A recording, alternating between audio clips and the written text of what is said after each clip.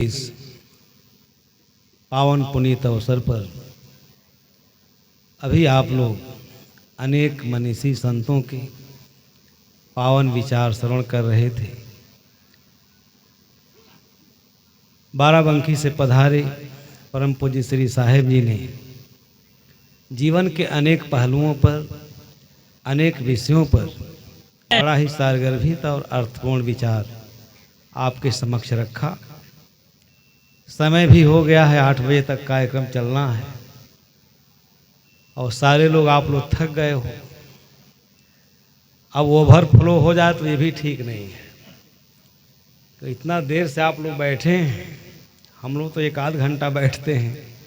महानता तो आपकी है कि आप 4-6 घंटा बैठ लेते हैं। बहरहाल जब आप बैठेंगे और ये अपनी चेतना को एकाग्र करेंगे तो कुछ न कुछ लाभ अवश्य होता है। अभी मैं अपने कमरे में बैठा था, एक बीटेक लड़का जो सूरत में शायद यहाँ बैठा हो, एक बड़ा अर्थपूर्ण प्रश्न किया मेरे से।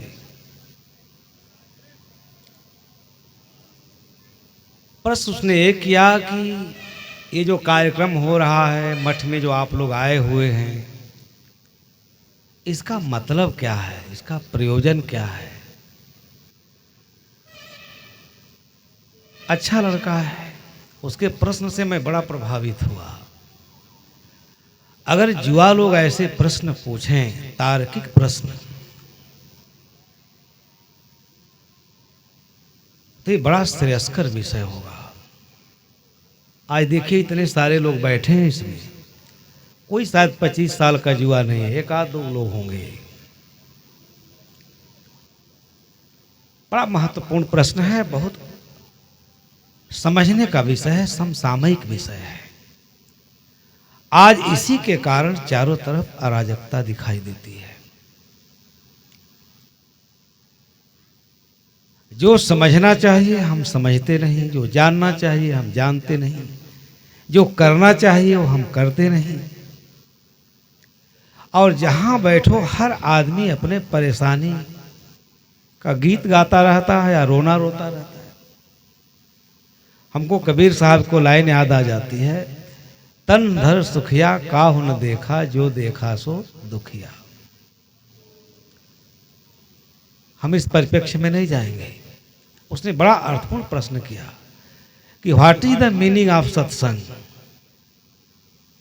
अब आज बीटेक लड़का सत्संग का प्रश्न पूछ रहा है कि सत्संग का क्या मतलब है।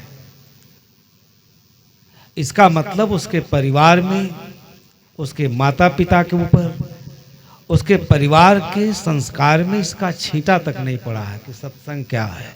वो धार्मिक भी है, खूब पूजा करता है, रोज शंकर जी को जल चढ़ाता है, मंदिर जाता है, रोज हनुमान चालीसा का पाठ करता है।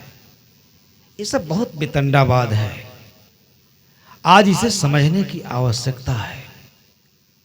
अगर हम अपनी पीढ़ी को ये चीज समझा दिए होते तो आज वो संस्कारवान बनकर राष्ट्र का एक सुसभ्य नागरिक होता। आज हालात हैं कि इंजीनियर डॉक्टर के पास अपने माता पिता के सेवा के लिए समय नहीं, उनको आदर तक नहीं देते हैं। बड़ी गिरावट आई है, चारों तरफ अराजकता दिखाई देती है। मैंने कहा बेटा बैठो, इन मठों और आश्रमों का जो उद्देश्य है बहुत पवित्र है। इन मठ और मंदिरों के जो संस्थापक लोग थे, बुद्ध के समय में तो बिहार ही बिहार था, उसका नाम ही बिहार था। बिहार का मतलब क्या है? पूरे बिहार प्रदेश का नाम है, उसी के नाम पर बिहार पड़ गया। हजारों संस्थाएं थी, उसमें तत्व विवेकी लोग बैठ करके उसके पहले जाएंगे, उसके बाद जाएंगे। हमारे यहाँ ऋषि परंपरा थी, आश्रम परंपरा थी। आप उपनिषदों को पढ़िए, उसमें कितना उदात्त जीवन दर्शन है, हमारे लिए अमृत के समान है। धर्मशास्त्रों में जो मूल्यवान विचार हैं उसी का अनुकरण न करने के कारण, उसी का अनुगमन न करने के कारण आज हम विपथगामी बने हैं और हर आदमी विपथगामी है। ऐसा नहीं है कि जो बुजुर्ग है विपथगामी नहीं है।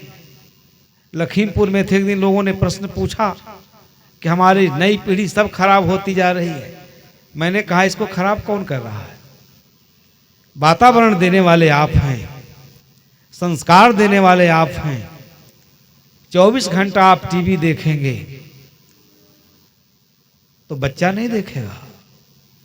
उसके सामने आप सुर्ती खाएंगे, शराब पिएंगे, बच्चा कहाँ से सीखता है? आकाश से सीखा जाता है। इतना निर्मल पवित्र। थोड़ा सा हम उसके विषय पर बोलना चाहेंगे। इन मठों की जो स्थापना हुई, साहब जी के बारे में भी आपने बताया कि अपने लिए उस महापुरुष ने, उस विज्ञ पुरुष ने कुछ भी नहीं किया। ये बहुत बड़ी बात है। चप्पल नहीं कभी पहना। तमाम संस्मरण साहब जी सुना रहे थे। शायद आपका सौभाग्य रहा उनके साथ रहने का, देखे थे। ऐसा क्यों कर रहे थे? आज इन आश्रमों से भी पवित्र संदेश जनमानस को नहीं जा रहा, क्योंकि उसमें भी चरित्र भ्रष्ट लोग हैं। आज चरित्र का घोर संकट है। मैंने उससे कहा कि बेटा इसकी स्थापना, इसका निर्माण व्यक्तित्व और चरित्र के निर्माण के लिए हुआ। मनुष्य को मानवीय सद्गुणों से अलंकृत करने के लिए हुआ। आज कितने मनुष्य हैं? कबीर साहब ने तो कहा, मानुष हो के नाम मुआ मुआ सु डांगर ढोल, एको जीव ठौर नहीं लागा भया सो हाथी बोल। चारों तरफ हम ऐसे बर्बर और असभ्य आचरण करते हैं कि शायद पशु पक्षी भी नहीं करता हो। कम से कम अपने प्रकृति के नियम का तो पालन करता है। ये साधु महात्मा लाखों करोड़ों को मुक्ति का संदेश बांटने वाले, स्वर्ग भेजने वाले, परमात्मा से मिलाने वाले, भ्रष्टाचार के आकंठ मदिरा में डूबे हुए, कहीं चरित्र नाम की चीज नहीं। आज सबसे बड़ा संकट चरित्र का है। चरित्र और व्यक्तित्व बनेगा कैसे? जब तक आप इन संस्थाओं में रहने वाले लोग अपने कर्तव्य को नहीं समझेंगे, अपने दायित्व को नहीं समझेंगे, समाज को ऐसा विचार नहीं देंगे, ऐसी शिक्षा नहीं देंगे, ऐसी पवित्र देशना नहीं देंगे, ऐसा संदेश नहीं देंगे। आज समाज गलत दिशा की तरफ जा रहा है, क्योंकि समाज के मार्गदर्शक ही गलत हैं। वो खुद सुंदर आचरण नहीं करते, शुद्ध गौरवान्वित करने वाले आचरण नहीं करते। समाज को आप क्या देंगे? चारों तरफ बर्बरता, असभ्यता और अधम कर्म में सारे लोग संलग्न हैं। आप लोग यहाँ बैठ के सत्संग सब लोग सुन रहे हो, इसमें तमाम लोग सुरती खाते होंगे, बीड़ी पीते होंगे। एक दिन एक महात्मा प्रवचन कर रहे थे तो बताए, एक महाराज जी बड़ा सुंदर प्रवचन किए। आज जब प्रवचन समाप्त हुआ तो एक आदमी बहुत दूर बैठ करके सुरती बना रहा था, पेड़ के आड़ में, सभा में से जाके छिप करके। महाराज जी उसके पास धीरे से कह रहे हैं कि भाई थोड़ा सा हमको दे दो आड़ में। उसने कहा, महाराज अभी तो आप मंच पर प्रवचन कर रहे थे। कहे, छोड़ो प्रवचन की बात, मंच की बात यहां लाने की क्या जरूरत है, हम उसके बिना बेचैन हैं। अब जब साधु ही अपने ऊपर नियंत्रण, नाम उसका साधु है। साधु किस बात का है? न इंद्रिय निग्रह है, न कोई संयम है, न कोई साधना है, न कोई अभ्यास है। स्वयं अपने व्यक्तित्व को न पूर्ण बनाया है, न निर्मल बनाया है। वो दूसरे को क्या दे सकता है? कुछ नहीं दे सकता। चाहे वो सोने के महल में ही क्यों नहीं निवास करता हो, वो समाज को कुछ नहीं दे सकता। पहले हमको समझना चाहिए कि समाज का बहुत बड़ा ऋण है हमारे ऊपर। उस ऋण को हम कैसे अदा करेंगे? हमारे पास एक ही उपाय है, हमारा व्यक्तित्व बहुत विराट हो, हमारा आदर्श बहुत ऊंचा हो, हम उच्च श्रेणी की नैतिकता से ओतप्रोत हों, हम एक शब्द भी प्रवचन न करते हों, तो हमारा जीवन, हमारे जीवन में जो सुगंध है, उस सुगंध से आम जनमानस आप्लावित हो जाए। उसे देख करके साधु का जीवन इतना सुंदर होना चाहिए, प्रकृति इतनी सुंदर होनी चाहिए कि उससे निर्झर अविरल ज्ञान की धारा बहती हो। आज कोई भी उपदेशक, कोई भी साधु, जब अखबारों को आप पढ़ते हैं, साधुओं के बारे में, मठों के बारे में जब समाचार छपते हैं, टीवी में आता है, गोलियां चलती हैं, आपका मन उदास हो जाता है, आपकी श्रद्धा डमाडोल हो जाती है। बंधुओं, मैंने उस बच्चे से कहा कि इस मठ का एकमात्र उद्देश्य है कि मनुष्य को आदर्श जीवन जीने की कला सिखाना। अगर समाज में मनुष्य होते तो आज कचहरी में इतना मुकदमों का बोझ नहीं होता। यहां देखिए सुरक्षा कर्मी लोग घूम रहे हैं, यहां इनकी क्या आवश्यकता है? इनकी आवश्यकता इसलिए है कि हमारे मठ में ही दो दल हो गया है, हमको संभालने के लिए घूम रहे हैं। हम क्या आपको संभालेंगे? कितनी बड़ी समस्या है। क्या हमने राम सूरत साहब के आदर्शों का आत्मसात किया? जिस राम सूरत साहब ने सदगुरु कबीर जगत को इतना बड़ा मूर्धन्य मनीषी दिया, सदगुरु अभिलाष साहब जैसा व्यक्तित्व, आज वो पूरे कबीर पंथ जगत को एक नया आयाम दिया। आज उन्हीं के गुरु परंपरा में, आज उन्हीं के जहां बैठ करके शिक्षा ग्रहण किए होंगे। थोड़ा सा बंधुओं गड़बड़ कुछ नहीं है, केवल सोच गड़बड़ है, विचार गड़बड़ है। अभी साहब जी चित्त की बात कर रहे थे। उपनिषदों के दार्शनिकों ने क्या कहा? चित्त में वही संसारस्तत् प्रयत्नेन शोधयेत।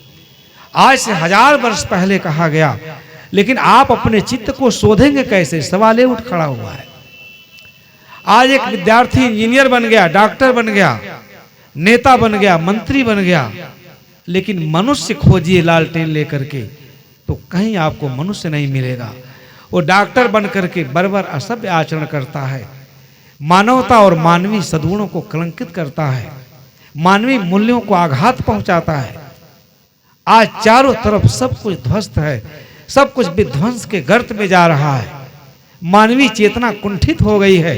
विद्या से संभ्रांत लोग, विद्या के पढ़े लिखे लोग आज ऐसा अनैतिक आचरण कर रहे हैं कि सुन करके शर्म आती है। बंधुओं, सत्संग और मठ मंदिरों में रहने का मतलब क्या है? यह किसी यूनिवर्सिटी से कम नहीं है। आज यूनिवर्सिटी में पढ़ लिख करके लोग क्या बन रहे हैं? मनुष्य कोई नहीं बन पा रहा है।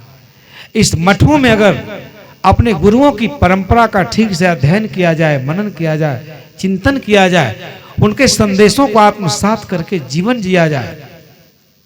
आज दो द्वंद्वों में मनुष्य झूल रहा है। मैंने एक दिन रजनीश का विचार पढ़ रहा था। रजनीश ने कहा कि एक आदमी था, गधा रखा था अपने घर पर। जिसे आप गधा कहते हो वो सुरती बीड़ी खाता है, पान खाता है। मछली की दुर्गंध आ जाए तो बहुत दूर से भाग जाएगा। हम कब मनुष्य होंगे? कब मानवीय मूल्यों से सुसज्जित होंगे? कब मानवीय गरिमा को पहचानेंगे? कब मानवीय गौरव को पहचानेंगे? आज सबसे बड़ी समस्या यही है। इसलिए कि हम इन संस्थाओं, ये संस्थाएं भी चौपट हो गई। इन संस्थाओं ने भी अपना मूल्य खो दिया। अनैतिक लोग इसमें प्रवेश कर गए। आज कबीर चौरा में जाके देखिए, जो कबीर साहब की साधना पीठ है, वहां का महंत कितना दिन के बाद जेल से छूट के आया है। सारी संपत्ति बेच डाला।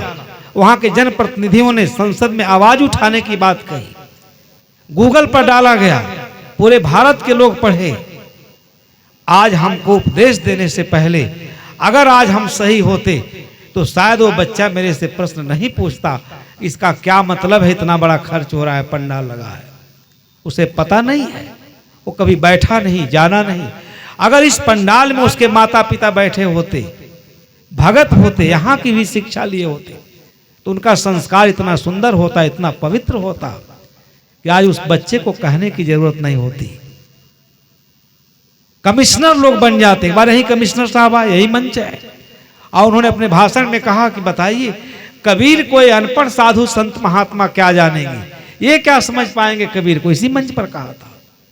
फैजाबाद के कमिश्नर ने, और धर्म स्वरूप साहब उस समय मुख्य वक्ता थे, आज जब उन्होंने इस प्रश्न पर बोलना शुरू किया कि कमिश्नर साहब आप IAS की तैयारी 1500 किताब से किए होंगे, साधु तो सारा जीवन कबीर को ही पढ़ता है, साधु ही कबीर साहब को समझ सकता है, और आप भी साधु के पावन सानिध्य में ही बैठ करके ही कबीर और कबीर की विचारधारा को और कबीर के क्रांति को समझ सकते हैं।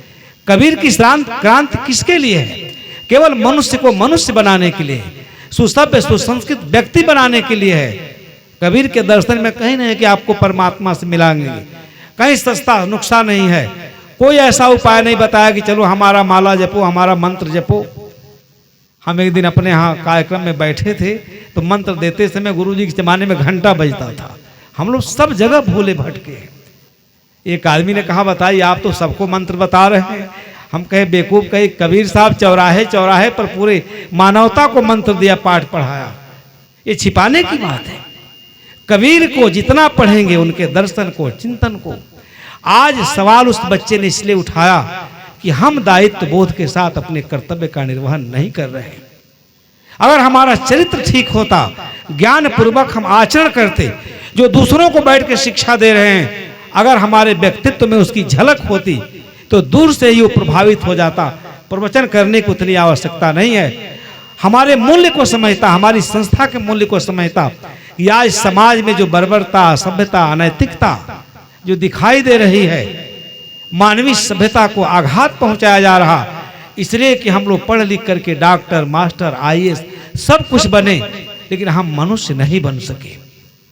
मैंने उसको एक उदाहरण दिया कि एक मास्टर साहब थे तो बच्चों को पढ़ा रहे थे स्कूल में। एक दिन उन्होंने पूछा सारे बच्चों से कि बताओ तुम्हारे माता पिता का तुम्हारे प्रति दृष्टिकोण क्या है, वो तुम्हें किस रूप में देखना चाहते हैं।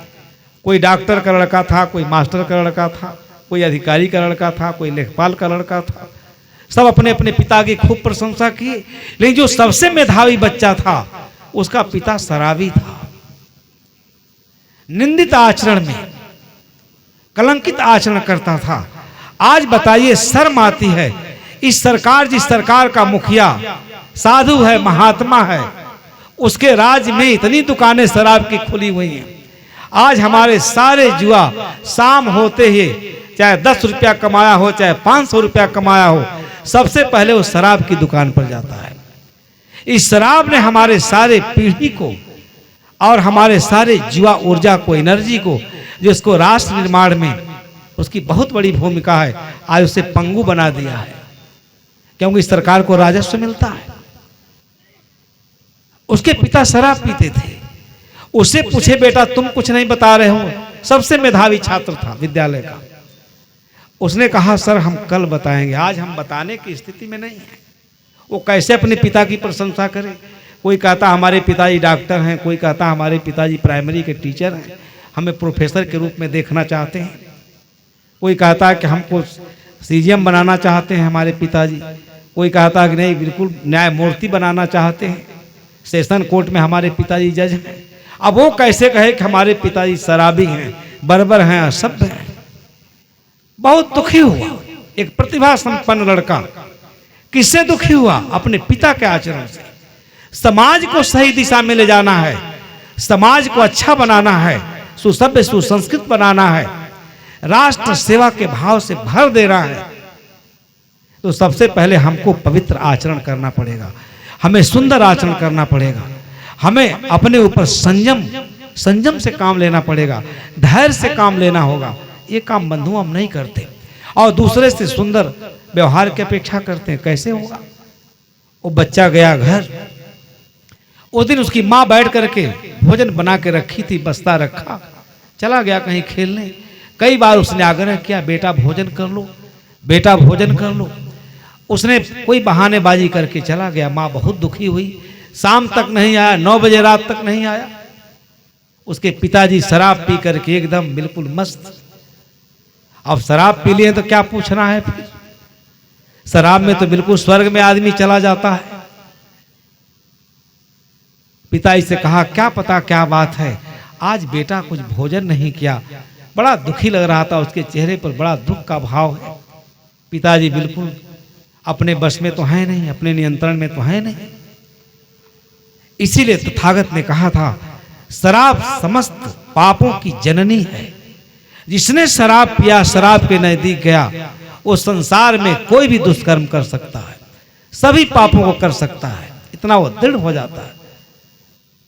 बहुत बड़ी बड़ी बात उसने कहा अपने अनुयायियों को कि तुम पहाड़ से कूद जाना, तुम्हारी शरीर नष्ट होगी, तुम्हारी आत्मा नष्ट नहीं होगी।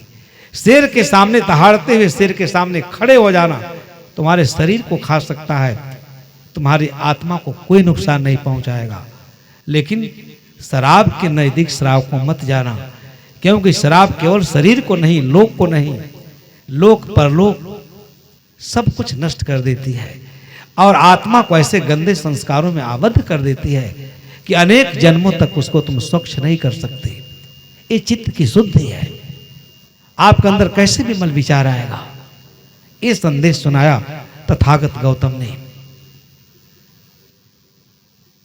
अनित्या सभ्य संखारा उपाद्वय धर्मिनों का, संसार के सारे संस्कार अनित्य हैं। उपनिषदों ने भी कहा, पराचा कामान अन्वंत बाला ते मर्त्युरंत वित्तस्य पासम अत धीरामृतत्वम विदित्वा ध्रुवम ध्रुवेश्वय न प्रार्थन्ते। जो अज्ञानी लोग हैं बाह्य कामनाओं का अनुसरण करते हैं, आज सर्वत्र फैले हुए मृत्यु के जाल में फंस जाते हैं। कोई धीर पुरुष है अत धीरा, जिसने इस जीवन के अमृत तत्व को जाना है। अमृत क्या है, अमृत लाभ कैसे मिलेगा, वह संसार के अनित्य पदार्थों में नित्य की आशा नहीं करता। बड़े दुर्लभ दुर्लभ संदेश हैं। हमारा जीवन खिल जाएगा। कुछ संस्कार कहते हैं, गंदी आदतें कहते हैं। अगर इन दर्शनों को, इन महापुरुषों के उपदेशों को हम पढ़ें, समझें, आत्मसात करें, तो हम मनुष्य ही नहीं देवता बन जाएंगे। देवता ही नहीं, भगवत्ता की स्थिति को भी हम प्राप्त हो सकते हैं। आज केवल सब कुछ हमारे पास है, केवल इस अमृतमय विचारों की हमने अवमानना की, अवहेलना की। आज हम समस्या से ग्रस्त हैं, करा रहे हैं, सब लोग करा रहे हैं। किसी के पास किसी का जीवन सुंदर नहीं है, किसी का जीवन पवित्र नहीं है। पिताजी के पास जब पिताजी आते हैं, डांटते हैं, भोजन क्यों नहीं किया, क्या बात है, किसने क्या कह दिया, धीरे से कहता है। कितना सुंदर आचरण है उसका अपने पिताजी से कि पिताजी मुझे कोई दुख नहीं है। आज विद्यालय में गुरुजी ने पूछा, सब बच्चे जिसके पिताजी मास्टर थे, डॉक्टर थे, अफसर थे, सब लोगों ने बताया कि हमारे पिताजी का हमारे साथ बहुत सुंदर ख्यालात हैं, पवित्र भावना है। सब हमको ऊंचाई पर देखना चाहते हैं। हमसे पूछे, हम लज्जित हो गए। क्या मैं कहूं कि मेरे पिताजी शराबी हैं, शराब पीकर घर में उधम मचाते हैं। किन विशेषणों से मैं आपकी प्रशंसा करता। इसलिए मैं बिल्कुल क्या हो गया, निराश हो गया, हताश हो गया। अगर हमारे पिताजी का भी सुंदर आचरण होता, कम से कम कुछ न करते, रिक्शा ही चलाते, मजदूरी ही करते, लेकिन सुसभ्य और सुसंस्कृत आप होते, तो आपकी बखान करके, आपके महिमा का बखान करके मैं भी वहां गौरवान्वित हुआ होता। मैं तो जवाब भी नहीं दे सका कि मेरे पिताजी का क्या उद्देश्य, मुझे क्या बनाना चाहते हैं। मैं रात दिन आपके बारे में सोचता हूँ। घर को क्या कर दिया आपने, शराब पी पी करके सारी संपत्ति का सर्वनाश कर दिया, जीवन का सर्वनाश कर दिया, और हम लोगों का भविष्य आपने अंधकारमय बना दिया। मैं वहां क्या कहता। उसके विनीत वाणी को सुनकर के इतना आघात लगा। उस शराबी पिता को कान पकड़ कर कहता है, बेटा आज से मैं कोई दुर्व्यसन नहीं करूंगा। मैं संकल्प लेता हूं कोई दुर्व्यसन नहीं करूंगा। जितनी बुराइयां हैं आज दृढ़ इच्छा शक्ति से उसका परित्याग करता हूं। अगर मेरे कारण तुम इतना अपमानित महसूस हुए हो, आज मैं संकल्प लेता हूं, आज से मैं कोई दुर्व्यसन नहीं करूंगा। तो कहा कि मैं क्या कहूंगा, मुझे क्या बनाना चाहते हैं। बड़ा सुंदर उत्तर दिया। कहा जाओ गुरुजी से कह देना, आज से तुम मेरे बेटे नहीं, तुम तो मेरे गुरु हो गए। तुम्हारे शिक्षा से मैं क्या बन गया, मैं मनुष्य बनने के लिए आज से प्रयत्नशील हो जाऊंगा। जाके कह देना कि संसार में मेरे पिताजी की ख्वाहिश है कि तुम पढ़ लिख करके एक सुसभ्य सुसंस्कृत नागरिक बनना, मनुष्य बनना, इसी में मेरे को खुशी है। बेटा बहुत खुश हुआ। आज सब तरफ सब कुछ आप दिखाई देता है, लेकिन मनुष्य आप कहीं देखते हैं, इसलिए देखते। देखिए दोनों तरफ से गिरावट आई है। समय नहीं, अपनी बात को विस्तार से कहने का लोभ सम्मरण नहीं कर पाऊंगा। इन मठों की स्थापना साहेब जी ने, अभी तो मेरा ख्याल है बहुत दिन नहीं हुआ, दूसरी पीढ़ी है, 100 साल भी नहीं हुआ होगा, 60-70 60-70 वर्ष में ही उन्हीं के अनुचरों ने, उन्हीं के अनुगामियों ने क्या किया, उसको भारी नुकसान पहुंचाया। आज काश हम उनकी विरासत को आगे ले जाते। हम मुकदमा लड़ रहे हैं प्रॉपर्टी के लिए, साहब जी एकदम परेशान रहते हैं, अपनी आत्मी बात कहते हैं। कभी कभी हम तुमको कहते हैं साहब, विषम परिस्थितियों में भी अपने कर्तव्य पथ पर चलते रहना चाहिए। कौन आ रहा है, कौन जा रहा है, कैसे झंझावात आ रहे हैं, सत्य के मार्ग से कभी नहीं भटकना चाहिए। यही गुरु के प्रति सच्चा हमारी सच्ची श्रद्धा है, श्रद्धांजलि है। निष्ठा को उसकी परंपरा के प्रति मेरे मन में आदर हो, सच्ची निष्ठा हो और विनयान्वित भाव से सब कुछ को सहन करते हुए हम उस परंपरा को आगे ले जाएं, समाज को कुछ दे सकें। इसी भाव से ते मठ बना होगा कि यहाँ के लोगों को शिक्षा मिले। कबीर साहब कौन है? सदगुरु विशाल देव जी की शिक्षा है, बताइए भावयान। आज उसका सही ढंग से प्रचार किया गया होता, हम लोग कबीर साहब को प्रचार किए नहीं होते। प्रकृति की सत्ता उनके मुख से सब कुछ कह रही थी, इसलिए वो काशी में रह करके उस समय के सारे मूर्धन्य विद्वानों को हिला के रख दिया।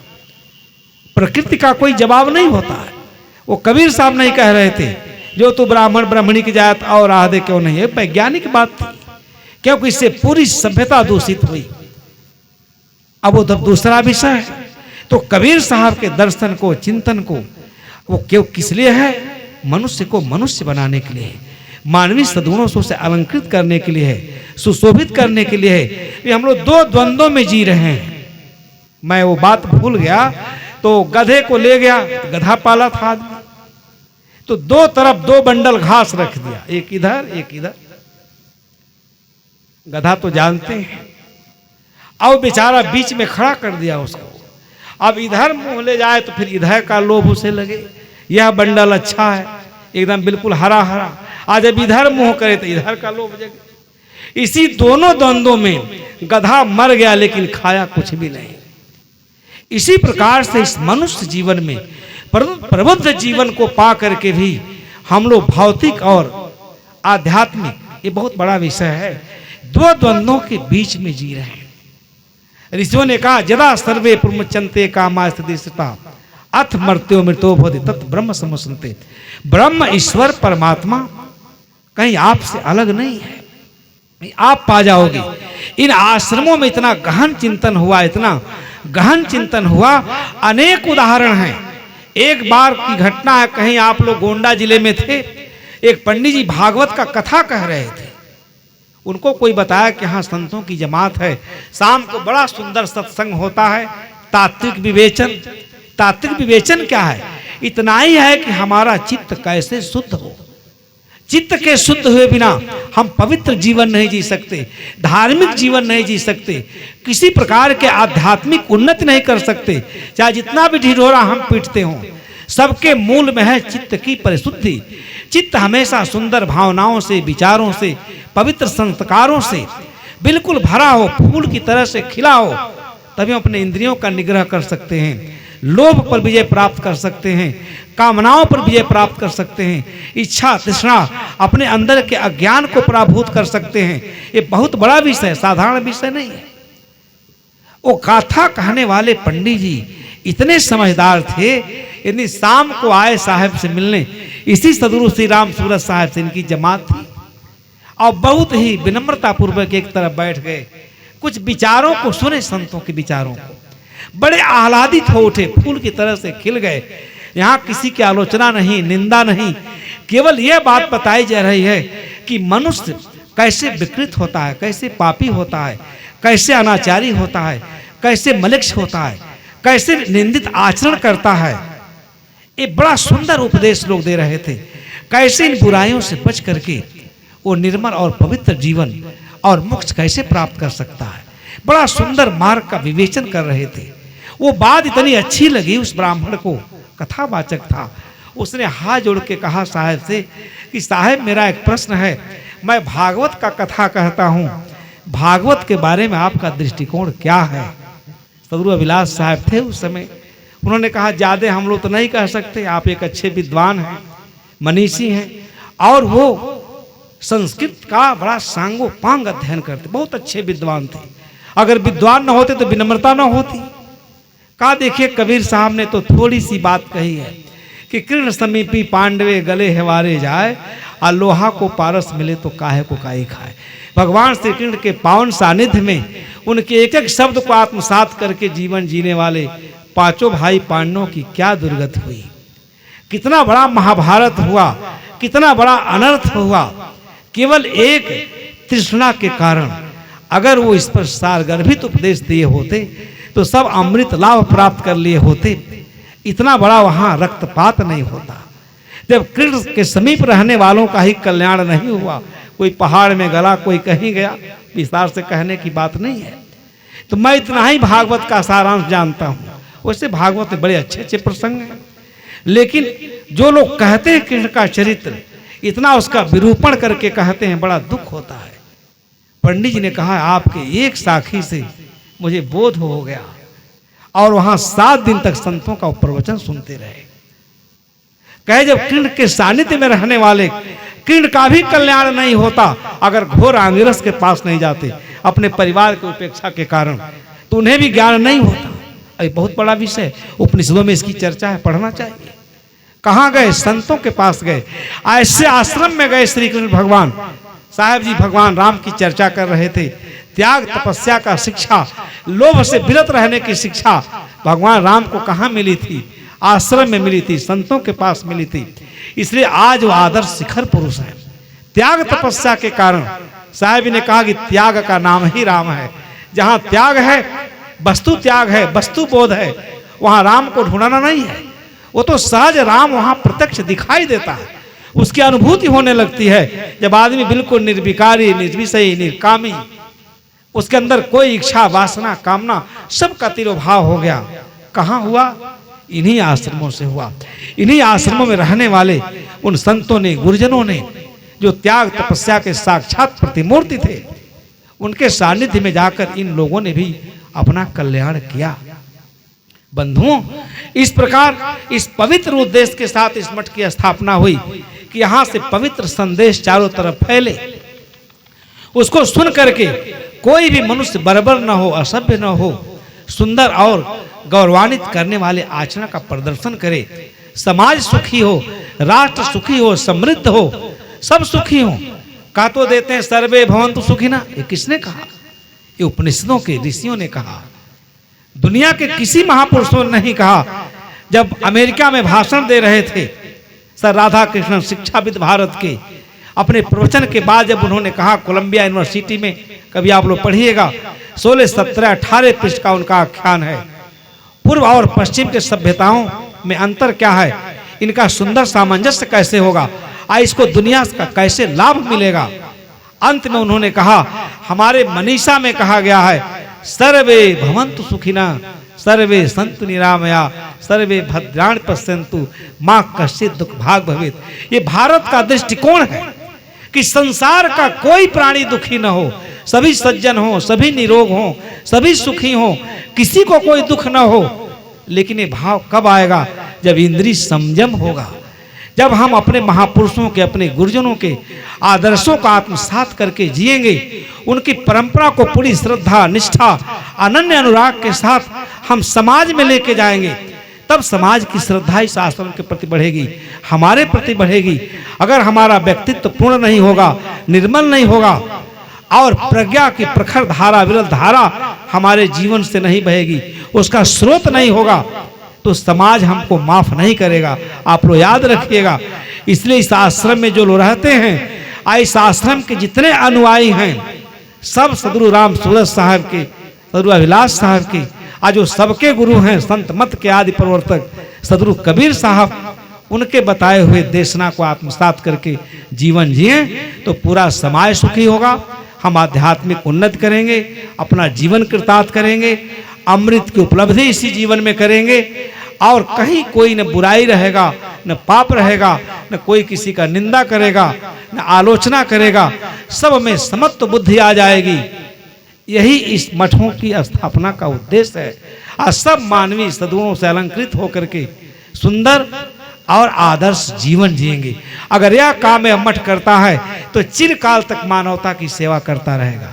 अब मानवता की सेवा के लिए ही इन महापुरुषों ने अपना सारा जीवन समर्पित कर दिया। ये एक कीट ऐसे नहीं बन गया होगा। राम सूरत साहब अपने घर से कोई थैला लेके नहीं आए थे।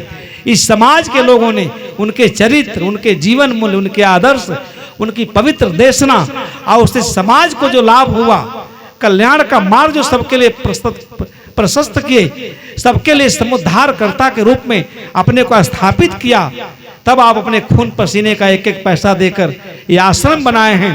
इतना बड़ा बगीचा है। आज धन के लोभ में हम लोग विवाद कर रहे हैं। ये हम समाज को क्या दे सकते हैं?